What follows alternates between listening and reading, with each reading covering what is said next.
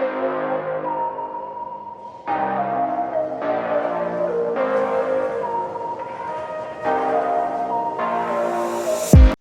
gente, meu nome é Ricardo Machado e essa aula vai tratar das edificações, tá? Aquelas condições de trabalho referentes à construção mesmo e os quesitos mínimos, em especial aqui a NR 8 e a NR 24, normas regulamentadoras da legislação trabalhista, né?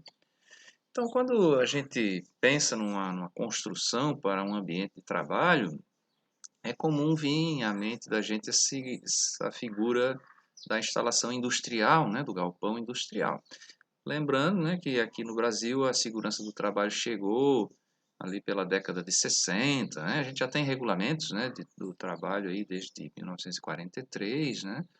Mas com a chegada das multinacionais, 1960 para frente, aí a Fiat, a Mercedes-Benz e tantas outras aí, veio realmente esse segmento, né, de segurança, né, dos profissionais de segurança. No início a gente chamava de supervisor de segurança do trabalho, alguns chamavam também de inspetor de segurança, e essas empresas trouxeram também essa profissão e várias medidas de segurança, né, dentro do seu fazer, né? E desde a construção, né, desde o pensar aqui na construção, já se está pensando na saúde e na segurança de quem vai desenvolver atividades ali dentro. É claro que as empresas pensam também em produtividade, né? Em ganho, em flexibilidade, um ambiente adequado para aquele processo produtivo. Tá? Então, lembrar, né, que a gente não trabalha só na área industrial, se o técnico de segurança do trabalho e os outros profissionais de segurança do trabalho têm um campo bem vasto, na verdade, onde tiver trabalho, tem campo de trabalho para a gente, né? Então, temos aí alguns exemplos aí de outros ambientes, até no ambiente agrícola aí, que a gente pode aplicar essas normas que a gente vai estar estudando hoje, né? Imagine aqui o gado confinado, né? Então, tem que pensar em como fazer essa edificação para proteger a saúde e a segurança das pessoas que vão trabalhar ali e também o bem-estar aqui dos animais, nesse caso aí. Então, se pensa em ventilação, controle de efluentes, né? A saída dos efluentes, até controle de mosca, nesse caso aí, a gente tem que pensar e a edificação tem um papel determinante aí nisso, né? O projeto construtivo tem um papel determinante. Imagine aqui essa situação, essa edificação de hotelaria, né? Então, onde eu vou ter vários ambientes, né? Inclusive ambientes de preparo de refeições, então vários ambientes aí que a gente também que é bem diferente do ambiente industrial, né? Fabril, né? Como esse aqui é um ambiente de fabricação, onde a gente imagina lá uma linha de produção, células de manufatura, equipamentos, né? Um layout muito direcionado ao fluxo de processos, à instalação desses equipamentos. Também a gente tem que pensar no controle de ruído, se esses equipamentos aí geram também calor, alguma radiação, ionizante ou não ionizante, né? Então, para se pensar no tipo de prédio que eu vou ter que fazer para comportar essa atividade e, claro, preservar a saúde das pessoas. Aqui também a automação, né? Já está convivendo com a gente, aqui outro ambiente fabril. E um ambiente de ensino também, por que não? Ambiente de trabalho, né? Então, como deveria ser essa sala de aula? Que normas a gente deveria usar para saber a altura, a dimensão, quantos metros quadrados eu tenho para cada aluno, né? Então, você tem que pensar tudo isso já na fase de projeto. Aqui é um ambiente de armazenamento, né? Depósito, armazenamento. A gente tem ali umas pontes rolantes, né? Um equipamento de transporte de carga. E também o ambiente doméstico. Estamos aí na era do home office, né? Claro que nem todos nós temos um ambiente como esse, por exemplo, para desenvolver o nosso trabalho, mas aí não só moram pessoas, mas também trabalham pessoas. Recomendo aí vocês olharem lá, trabalhando no Google, né? Procurem aí na internet um videozinho, tem uns ambientes assim para as pessoas desenvolverem softwares, né? E... Então esses ambientes têm que ser projetados, né? Para que eu tenha uma construção que atenda às condições de trabalho que vai favorecer lá a execução do nosso trabalho e, claro, resulte na boa saúde, na conservação da saúde de quem desenvolve as atividades nesse ambiente. Tá? Vou colocar aqui algumas diretrizes de projeto, é claro que não são só essas, né? Mas quando se pensa em fazer um prédio, né, para um determinado processo de trabalho, a primeira coisa, claro, é entender o que vai ser feito ali. Então, que processo de trabalho é esse? É uma linha de montagem? É um setor de manutenção mecânica? É uma empresa de estamparia de metais, de injeção de plástico? É uma empresa, um supermercado, aí, um açougue, uma empresa, um salão de beleza? Então, que tipo de processo de trabalho eu tenho e como é que se dá aqui o fluxo, não só o fluxo de trabalho, mas o fluxo de materiais, o fluxo de pessoas dentro desse ambiente. Também vou me preocupar com a iluminação. Nessa aula a gente não vai estar explorando isso, mas na disciplina de ergonomia vocês vão ter a oportunidade de estar analisando essa parte aí da iluminação. Também lá na higiene ocupacional também pode se tratar, né, a iluminação como uma das radiações não ionizantes, né? E, inclusive a instrumentação para avaliar, né, esse nível de iluminamento. Também a acústica, na hora da construção, a gente prevê esses controles de acústica e, claro, nessa disciplina a gente também não vai aprender isso ainda, mas como avaliar o ruído gerado, né? Mas antes mesmo de eu ter máquinas, condições que vão gerar ruído, eu tenho que pensar em que tipo de prédio eu vou fazer. Imagine você aí projetar um prédio de apartamentos, você não quer ouvir o vizinho, né? Você não quer ouvir o seu vizinho de cima do seu apartamento caminhar lá com um salto alto, ouvir o barulho, né, de um apartamento para o outro, né? Então você tem que pensar isso na hora do projeto mesmo. Também as condições de ventilação, imagina aquela foto lá do gado confinado, né? Então, como é que eu vou fazer o ar se renovar, por exemplo, naquele ambiente? Como é que eu vou prever ali uma ventilação natural, uma ventilação forçada, né?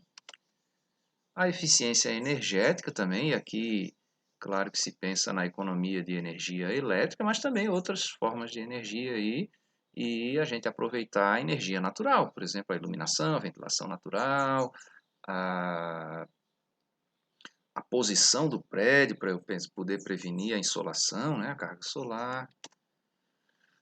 E sempre se pensa na segurança estrutural, né? Esse prédio vai cair? Qual é o vão livre? Qual é a estrutura do piso que vai ter esse prédio? Qual carga ele vai suportar? Que equipamentos, que materiais eu vou armazenar nesse ambiente, transportar nesse ambiente, né?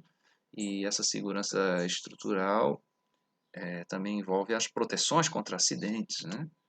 Instalação dos equipamentos também, né? E, por fim, a prevenção de incêndio, e a gente vai estudar em detalhe aqui na disciplina de prevenção e controle de sinistros, lá as rotas de fuga, né? Por onde entra, por onde sai, a largura dos corredores, em função da população e do risco que eu tenho naquele ambiente de trabalho. Tá? Então, são parâmetros aí de projeto. E isso é muito antigo, né? Muito tempo ali, 2000 anos antes de Cristo, aí já se construía os teatros romanos, né? Então, o que que vai ser feito aí no teatro romano? Ah, um espetáculo, né? Um espetáculo de luta, um espetáculo teatral, de música, de arte, né? Então, essa disposição onde as pessoas ficam, o controle acústico mesmo, a iluminação, o controle da insolação, né? Também das pessoas. E se lembre que naquele tempo a gente não tinha ainda eletricidade, nem sistemas de amplificação de som e nem de iluminação elétrica, né? Já se tinha a iluminação por fogo, né? Por tochas.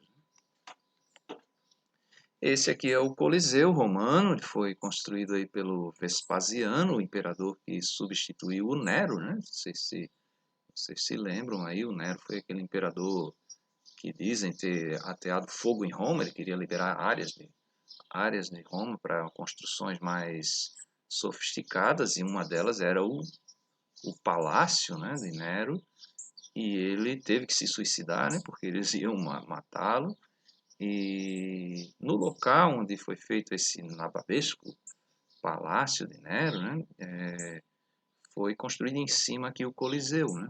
Então vocês podem observar aí já uma preocupação com os intempéries, né? A gente tem aí uma cobertura, o Coliseu tinha cobertura por tecido, por lonas de vela de navio, inclusive as pessoas que manobravam essas velas aí, elas eram recrutadas na área naval mesmo, o pessoal que operava com velames, né?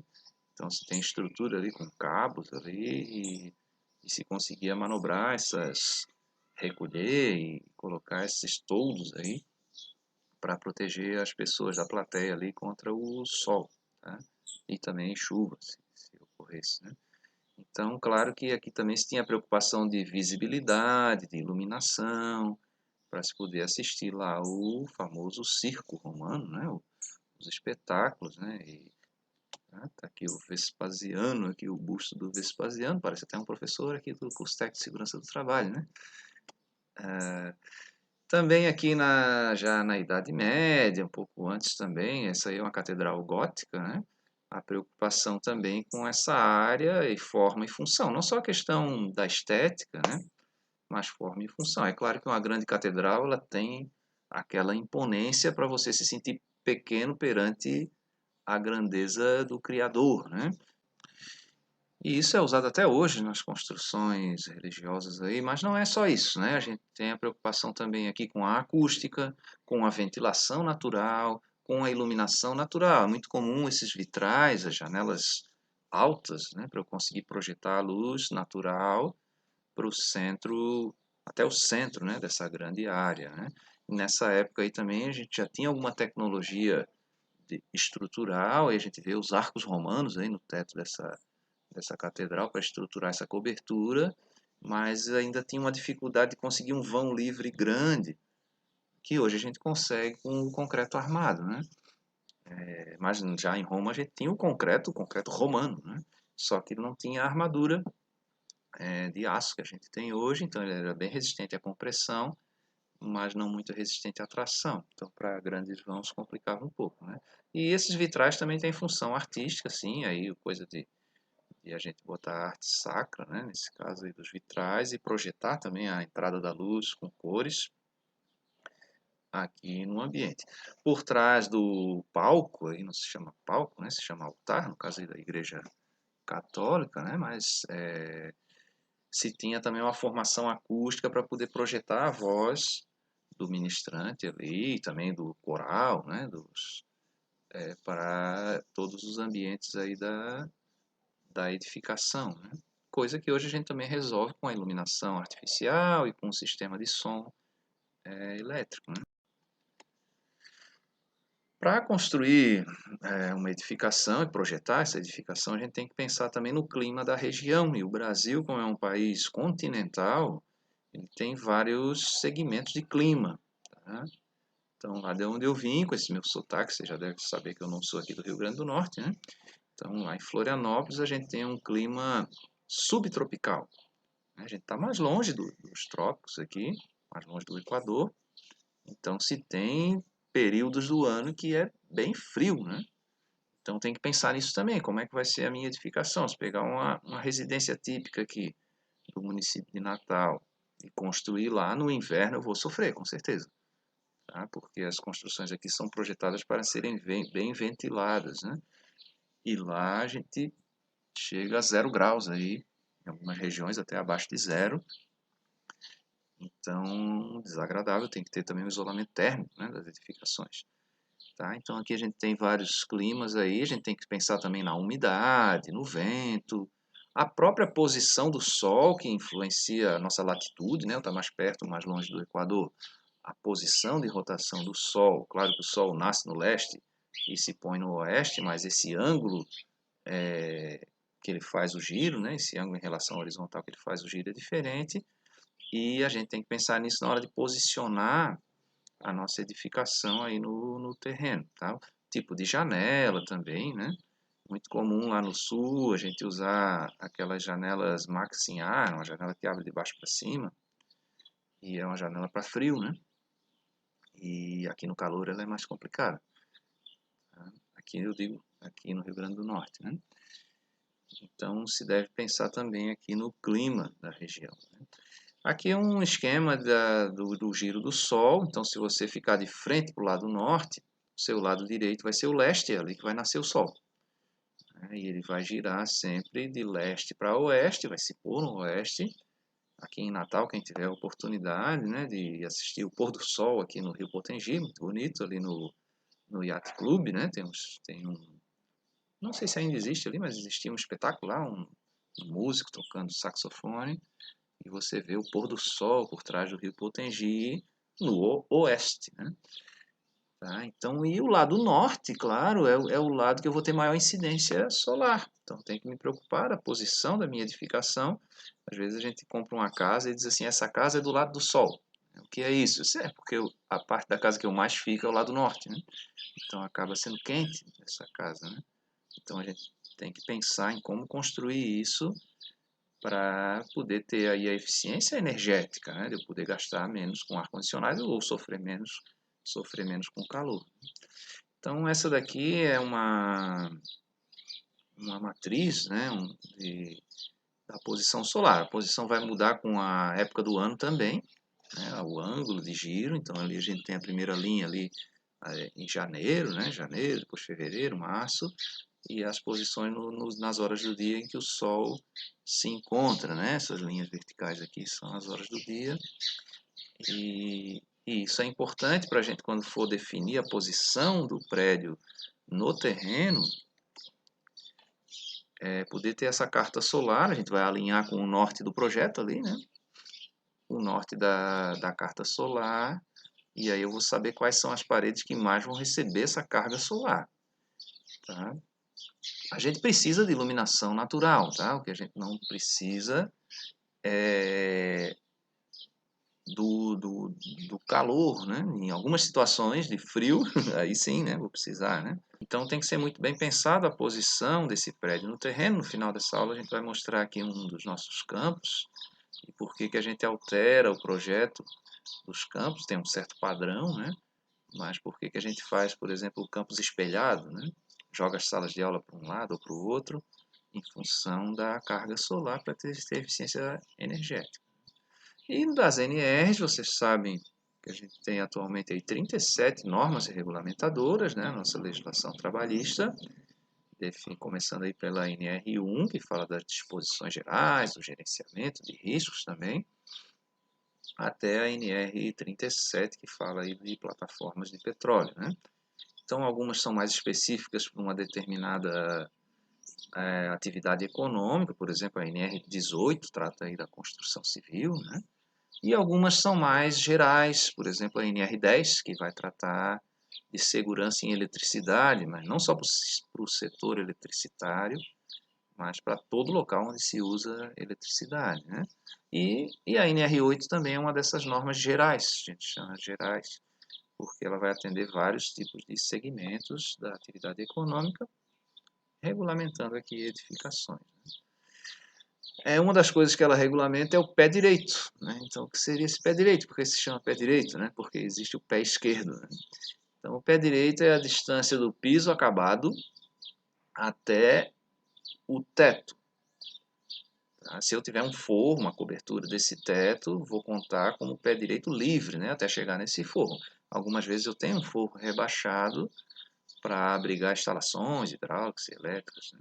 Então, esse é o famoso pé direito. E a norma não me diz, antigamente ela dizia, ó, é 3 metros. O pé direito, mínimo, é 3 metros, né? Mas a norma nova, ela remete ao Código de Obras do município. Tá? Então, você tem que ver lá a lei que define o tipo de obra aqui do município. E de onde que vem esses 3 metros? Esses 3 metros vêm lá da CLT. Né? Como vocês já devem ter estudado aí nas disciplinas de legislação, a gente tem lá uma lei maior, a Carta Magna, né, a Constituição da República, aí, 1988. Abaixo a gente tem leis federais e essas leis são regulamentadas por decretos ou também por portarias, né? No nosso caso, a Lei 6.514, ela define lá um título da consolidação das leis do trabalho, que são várias outras leis, compêndio, né, várias outras leis trabalhistas aí, entre elas aí as férias, né, a jornada de trabalho. E esse título 5 aí da CLT são as normas de segurança do trabalho, então a Lei 6.514. E essa lei não foi regulamentada por um decreto, ela foi regulamentada por uma portaria, a Portaria 3.214, que a gente conhece aí como 3214, né? E que criou as NRs. Na verdade, é um detalhamento da lei. E essa lei, claro, não sai do nada, né? Ela sai lá da Constituição da República. Temos um título na Constituição da República também que fala dessas condições de trabalho, né? Um dos temas da nossa Constituição é o trabalho. Tá? Então, a NR8 estabelece isso, e lá na CLT falava em 3 metros. Só que, assim, 3 metros é um valor razoável para um ambiente industrial. E se lembre que essas NRs aí foram feitas, a primeira versão das NRs foi em 1978, né? Então, muita coisa mudou e muita coisa já amadureceu. A gente não tem só trabalho industrial no Brasil, a gente tem trabalho agrícola, a gente tem trabalho comercial, trabalho em ambiente de saúde, né? Então, é bem adequado a gente remeter aqui aos códigos municipais, né? Os códigos de edificação, de construção municipais. Tá? O pé esquerdo é a distância do piso acabado até a parte do próximo piso acabado, se tiver um pavimento superior. Né? Então, isso engloba aí a espessura da laje, o revestimento acústico e térmico, e também a regularização do piso, que a gente chama de contrapiso, e a cola, o adesivo do piso que eu vou usar em cima, e o piso que eu vou usar em cima de acabamento. Por exemplo, o piso cerâmico, o piso vinílico, aí, polimérico. Né? Tá? Então, isso tudo aí é o pé esquerdo. Né? Para a gente, aqui do ambiente de trabalho, interessa o pé direito, né? Que é a área onde o meu habitáculo, né? A área onde eu vou resolver, desenvolver minhas atividades de trabalho. O pé esquerdo é útil aqui também na hora de eu calcular uma escada, né? Qual é a altura do degrau, existe norma para isso também. Né? Essa altura e a largura do degrau mínimo, então a gente tem normas aí da ABNT, e esses degraus eles têm que ser regulares, não pode ter um mais alto e um mais baixo, né? Então a gente faz esse pé esquerdo e vai dividir pelo número de degraus ali. Ela, na verdade, vai dividir pela altura de um degrau padrão para calcular quantos degraus eu preciso e esse ângulo aí da escada, né? Aqui em Natal, no município do Natal, né? Em 2004 a gente teve essa lei complementar aí, que é a lei que estabelece o código de obras, né, do município. E aí, essa tabela aqui, ela não estabelece somente o pé direito, ela estabelece também área e uma dimensão mínima. Então, o que seria a área? Se a gente pensar na área mais simples, né? Muitas vezes nossos projetos recorrem para a área simples, aí, que é o retângulo, né? Lado vezes lado, né?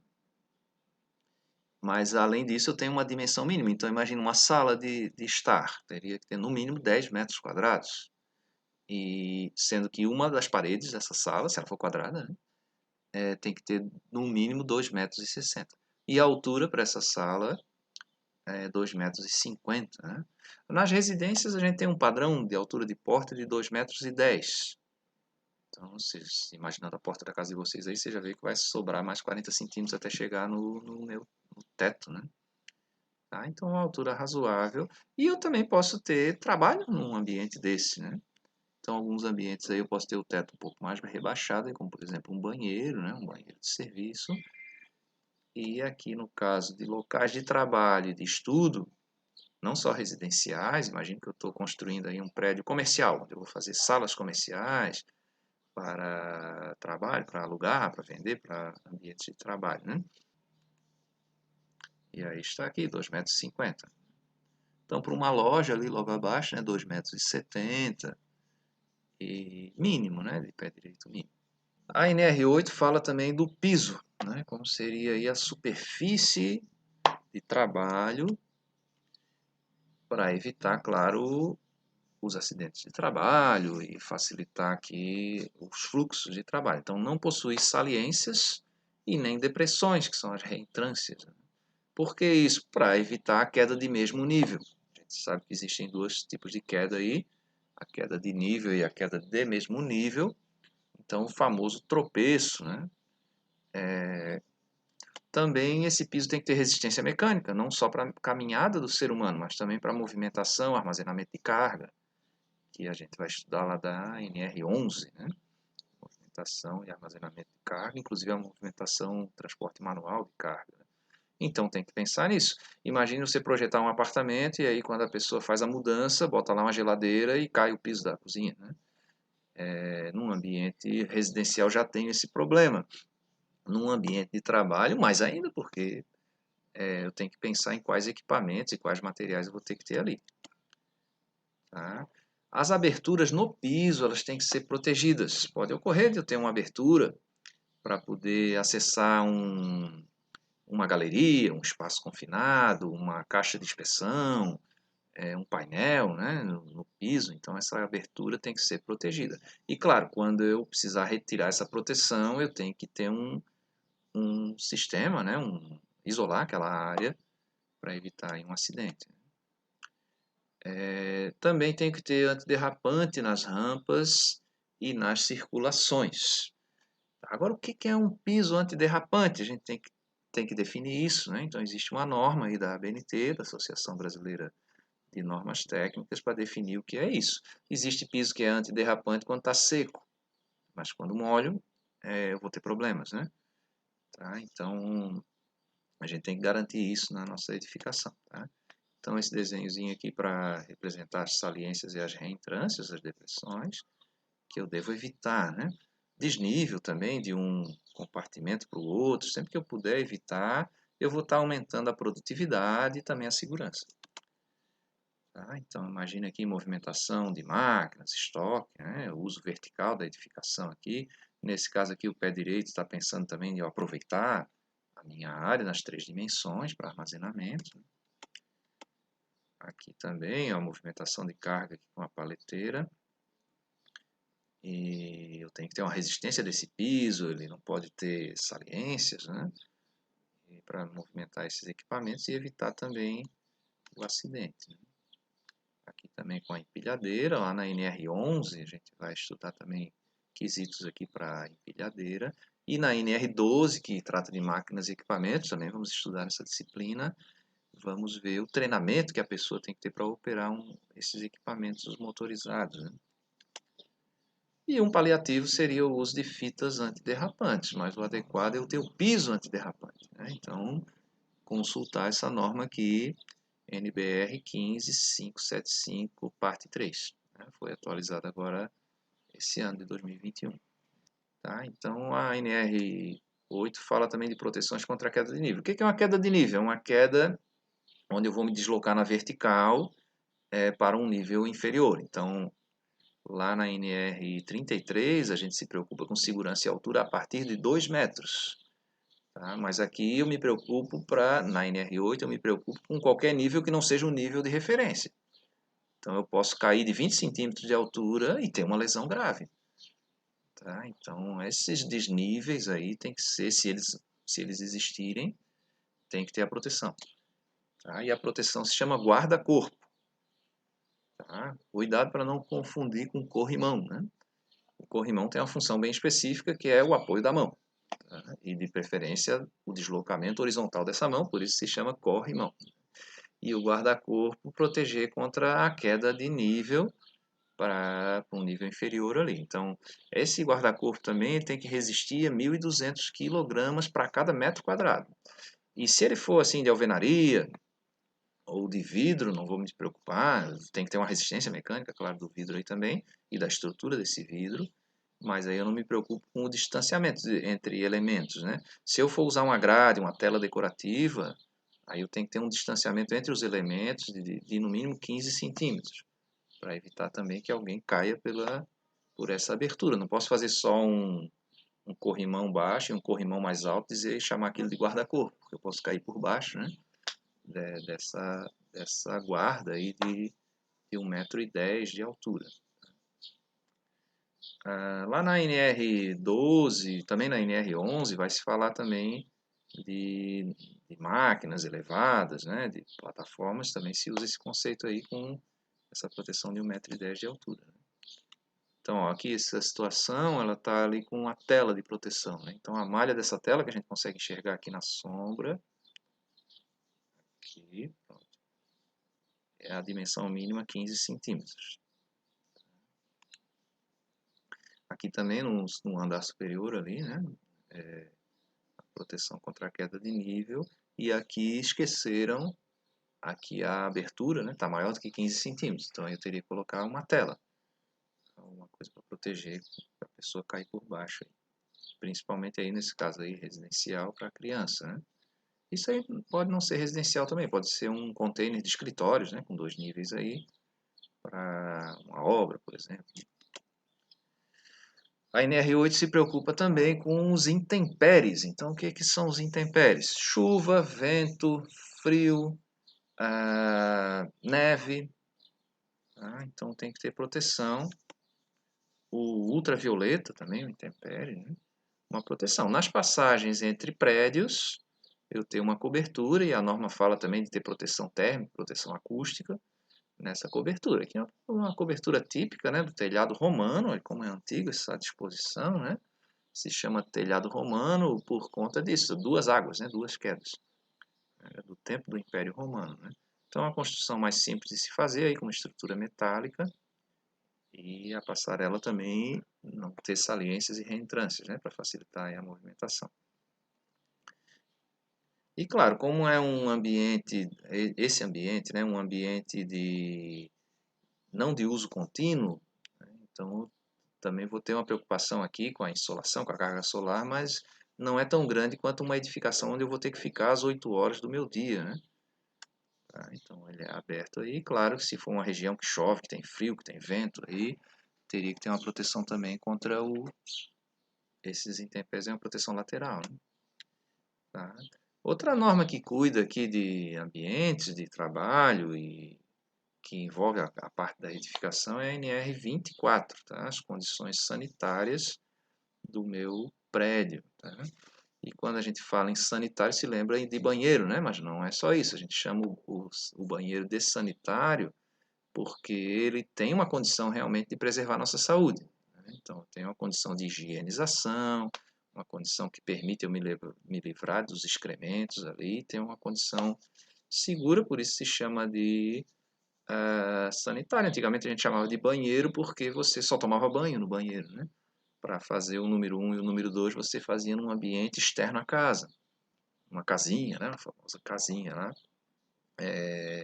Mas com o advento aí do vaso sanitário, vaso sifonado, né?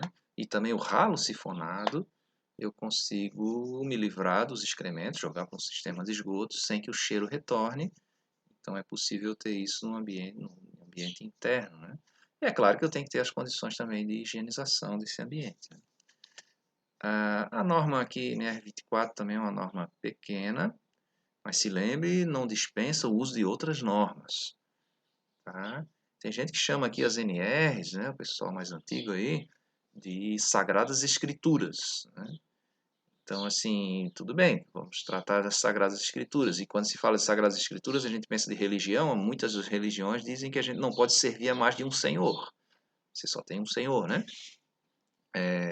Mas no caso aqui, nossa profissão não é religião. Apesar de a gente ter uma certa paixão, ter uma certa fé no que faz, não é religião. E aqui você tem que servir a mais de um senhor. Então você não vai servir só o Ministério do Trabalho, só a norma trabalhista. Você tem que seguir também a vigilância sanitária, você tem que seguir também o Corpo de Bombeiros, você tem que seguir também o Ministério Público do Trabalho, como a gente já comentou aí na nossa primeira aula, né?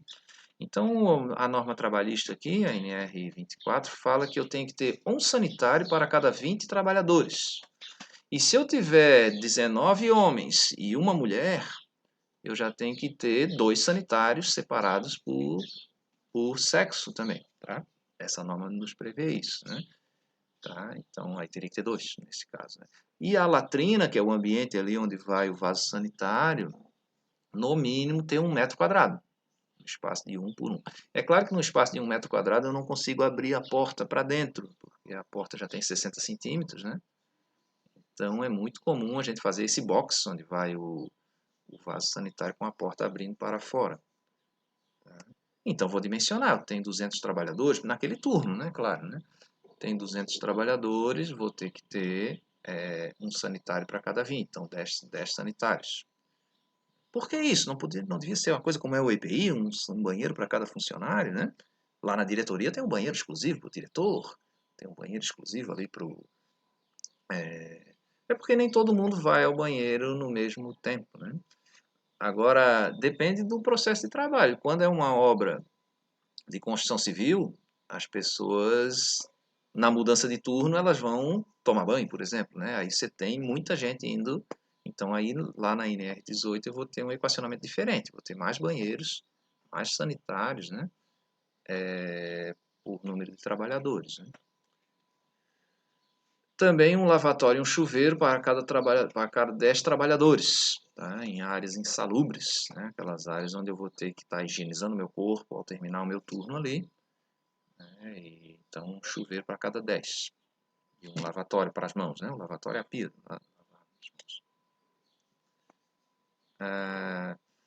O vestiário, né? O local onde eu vou estar trocando de roupa, nem todo ambiente vai ser obrigatório ter um vestiário, mas ele possui também armários individuais. E para o pessoal que usa vestimenta profissional e tem que tirar essa vestimenta no final do seu turno, eu ter também o armário separado, da roupa pessoal para a roupa profissional. Tá? E nesse armário de roupa profissional também é onde eu vou guardar os meus EPIs, equipamentos de proteção individual. Tá? A partir de 300 funcionários, se exige que eu tenha um refeitório. Abaixo de 300 funcionários, não vou ter um refeitório, mas eu tenho que ter um local para poder facilitar as refeições. Tá? Mas acima de 300, com certeza, eu vou ter que ter uma estrutura de refeitório. Tá? E também, se for necessário alojamento, em alguns segmentos, aí eu tenho que ter alojamento. Tá? Por exemplo, aí no ambiente hospitalar, tem que ter alojamento, a pessoa tem que ter um horário de descanso no seu turno, então vou ter lá um alojamento. Tem na construção civil também, mas aí eu vou usar a regra lá da NR18, a pessoa pode morar no trabalho, né, ter o alojamento. Locais remotos, aí, plataformas de petróleo, usinas solares, aí, usinas eólicas, onde a pessoa vai ter que passar um período lá. É até comum dizer assim que a pessoa está embarcada, mesmo ela não estando numa embarcação. Né? Uma plataforma de petróleo de terra, por exemplo, diz assim, ó, vou embarcar, passar 15 dias lá naquele ambiente, então tem que ter alojamento. Né? Então, no mínimo 2,47 metros quadrados por pessoa nesse alojamento. Tá? E é claro que ele também tem que ser separado por sexo. Tá? E também, olha só, a norma tem que falar isso, né? Eu tenho que disponibilizar água potável para os meus trabalhadores, né? Existe uma multa para isso. E também a norma proíbe o uso do copo coletivo aqui, questão sanitária. Hoje parece tão óbvio, né? Depois de a gente enfrentar essa pandemia, a gente não está compartilhando copos, talheres e tal, né? Então, melhor o bebedouro de jato inclinado e favorecer também essa coisa do copo descartável. É muito caro, muito difícil controlar, gera muito resíduo também. Então, mas cada um pode ter a sua garrafinha, né? Muito comum aí a gente nas cipates aí distribuir a garrafinha até para a pessoa poder estar se hidratando sem ter que ir até um local de um bebedouro, né? Você ter a sua garrafinha individual e vai até o local para encher a garrafinha e depois estar com ela consigo durante a sua jornada de trabalho. Aqui tem uma planta baixa. A gente também tem que se preocupar com a acessibilidade, tá? Não quer dizer que tem que ter um banheiro de deficiente, exclusivo para deficiente, não é isso. Mas eu tenho um banheiro acessível, normalmente se faz um box, aí se dimensiona isso pela norma lá 9050, né, NBR 9050, e se dimensiona quantos vasos eu preciso desse no ambiente, o espaço para deslocamento de cadeira de rodas, barras de apoio, né? E ele está conjugado aqui com um banheiro coletivo também. Né? Se lembre que é um banheiro coletivo, mas com espaços individuais. Né?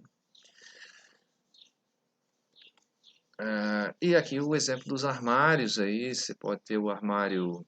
Se eu tiver que usar vestimenta profissional e também o EPI, aí a gente coloca duas portinhas para cada pessoa. Eu tenho que dimensionar em função da quantidade de equipamentos e coisas pessoais que a pessoa vai estar armazenando. Então temos aí esses dois tipos de armários aí de aço, mas tem outras opções também que a gente pode estar usando. Tá? Para as edificações, não basta a gente seguir a NR8 e a NR24, né? Temos também várias outras normas que eu estou chamando aqui de complementares. Então, uma delas, se for um ambiente de saúde, é a RDC 50. Tá? RDC significa Resolução da Diretoria Colegiada.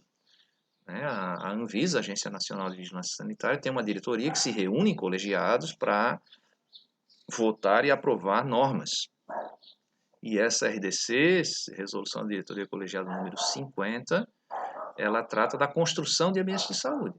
Então, além de eu atender a NR8, eu tenho que atender também a NR32, para esse caso aí, também é da norma trabalhista, né? E para eu ganhar o alvará sanitário da Anvisa, tem que também atender a RDC 50. Então, fala do tipo de piso, tipo de parede, ventilação, prevenção da infecção hospitalar e muitas coisas que se repetem aí na NR8 e também na NR32, né? Mas eu tenho que servir também essa norma aí da Anvisa. Também a NBR 9050, a norma de acessibilidade, né, da ABNT, porque essa norma ela é citada em leis municipais. Tá? Então, vou ter que atender, por exemplo, aquela questão ali do banheiro, questão de rampa, de ângulo de rampa, tipo de piso, tá? A garantia e a acessibilidade. Também as normas de incêndio do Corpo de Bombeiros, estou citando em especial essa daqui, a NBR 9077, porque ela é citada na norma do Corpo de Bombeiros, que ela trata das saídas de emergência, então largura de corredor, especificação de larguras de portas, a distância até a saída mais próxima, né? Então tem que também estar pensando nessa norma. A NR17, que vocês vão estudar mais para frente ainda, a disciplina, né, de ergonomia, mas ela fala também de iluminação, de controle de ruído, que muitas dessas coisas são definidas na construção. A NR18, no caso da construção civil, se lembre que eu tenho instalações provisórias durante a construção do prédio. Então eu vou ter que ter lá essa coisa do alojamento, dos sanitários, do refeitório, para os funcionários que estão construindo o prédio e as proteções provisórias também, guarda-corpo provisório, por exemplo, proteção de aberturas de piso, então lá na NR18, né? E o prédio em si, depois de pronto, vai ter que atender essas outras normas, né? Mas enquanto está sendo construído, atender a 18. Também no caso de uma construção agrícola, a gente tem especificações lá até do tipo de esgotamento sanitário que eu vou ter nas casas, nos ambientes onde eu vou ter armazenamento de materiais, né? Então NR31. E para fechar, quero mostrar para vocês aqui esse exemplo do IFRN. Essa aqui é uma planta de locação, quer dizer, como é que o meu prédio é disposto, meus prédios estão dispostos no terreno, tá? Então esse aí é o campus João Câmara. Esse aqui é o prédio principal, onde eu tenho salas de aula e laboratórios e também os ambientes administrativos. Aqui eu tenho uma área de convivência e aqui eu tenho um bloco de laboratórios, aqui um ginásio de esportes, lá atrás a piscina, um campo de futebol. E aqui uma construção complementar aqui. Então, assim, como é que eu disponho isso no terreno? Por exemplo, então como é definido isso? Se vocês olharem aqui, tem a rosa dos ventos do projeto, ó, essa parte de baixo aqui é o norte. Então, esse lado norte é a parede do Sol. Então, o meu Sol vai nascer aqui no leste e girar para o oeste, né? Então, esse lado do prédio aqui pega o Sol da manhã e esse lado do prédio aqui vai pegar o Sol da tarde. Né? O norte aqui, né? Então, claro, eu tenho que pensar em algumas coisas aqui. Tenho que pensar em eficiência energética. Eu não posso botar nesse lado do Sol da tarde. Aqui, deixa eu movimentar aqui. O lado, aqui é a entrada, o lado do sol da tarde é esse lado aqui. Eu não posso botar nesse lado as salas que tem mais pessoas, por exemplo, as salas de aula. Vou colocar aqui salas que tem 40 pessoas nesse lado norte. Por quê? Porque eu vou ter que gastar mais de ar-condicionado, eu tenho a carga térmica gerada pela pessoa, somada com a carga solar, então vou ter problemas, né? Ou vou ter que gastar com ar-condicionado, ou as pessoas vão ter problemas de estafa térmica, né? Então é por isso que a gente joga. Nesse caso, jogou as salas de aula aqui, ó, no lado do sol da manhã. E nessa parede aqui eu também posso optar em plantar árvores para também dar um abrigo do sol. Se lembre que eu não posso fugir também do sol, eu tenho que ter luz natural. Mas eu não posso ter o infravermelho, né, a radiação térmica solar. Tá? Também não posso ter o ultravioleta, que também tem no sol, agindo diretamente sobre a minha pele, porque eu vou ter lesão, queimadura de pele, né, do ultravioleta. Então, nossos prédios aqui, essa é uma construção básica da primeira fase da expansão, os nossos prédios horizontais aí, João Câmara, Parnamirim, Caicó, Macau. A gente tem também uns locais aqui internos, ó, tem umas árvores aqui, de entrada de luz e ventilação natural. Tá? E todas as nossas salas de aula têm abertura para a parte externa e também abertura para a parte interna, para eu ter uma circulação de ar cruzada, né, nas salas e me favorecer também da ventilação natural. Tá? Para eu não ter que estar ali 24 horas não, mas 12 horas com o ar-condicionado ligado. Né? Então, tem também essa preocupação com a eficiência energética, iluminação dos corredores durante o dia. No caso de um incêndio também eu ter saída de fumaça. Essa parte de trás aqui dos campos normalmente são os laboratórios aqui de química, né? Então ter também aqui um domo de saída para fumaça, por exemplo, né? Ter saídas de emergência aqui atrás, ó, laterais, isso aí a gente vai estudar na disciplina de incêndio, de prevenção de incêndio. Então tem alguns campos, como esse aqui. Aqui em Parnamirim, o alinhamento do campus é diferente, a gente rebateu isso aí, esse auditório é no outro lado, e essas salas de aula aqui são aqui. Por que eu botei o auditório aqui bem no lado do sol, né? No lado da parede norte? Porque eu não tenho esse auditório sendo utilizado 8 horas por dia, todo dia. Né? Então, eu posso ter ele ali, naquele momento que eu for utilizar, posso estar usando um ar-condicionado. Então é isso, gente. Para a aula de hoje, é isso que eu tinha a dizer. Muito obrigado pela atenção e façam aí as atividades que estão aí na nossa sala virtual. Muito obrigado.